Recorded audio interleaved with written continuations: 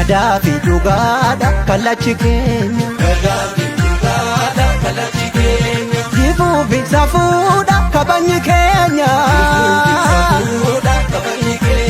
Gadaa malee faarsiinu gado nu baamdullaa hin qabnu mado. Nangalaan jedhu namni osoo hin geenye kanaan argatu namni baloon beekne. Nyaartullee hinnaa'u gonka dhugaa irraa maaltu na dorka.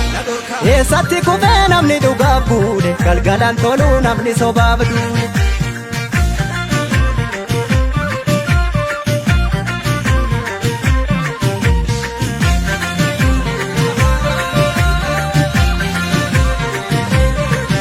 Egaa kudhan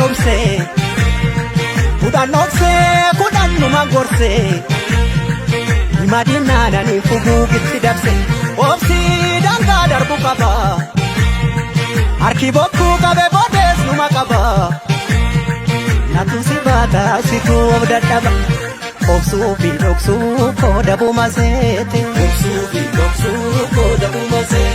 ni beekti garaan koos akkana goote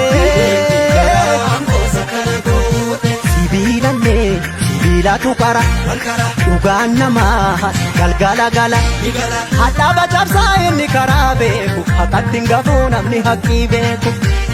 Sangaan usnaan iyyite qacceen beekaarifnaan yaadatti dawwee eenyutu naa bubbuttaree nyaara keessi mul'atu beeki garaan dhiira. Maaf na nyaaraa na nyaaru kanarra maala naara si hinaaru kanarra maala bo'aa hin bo'u kanarra yoo jiraanne birraa walagan yoo jabaanne yoo waltaane.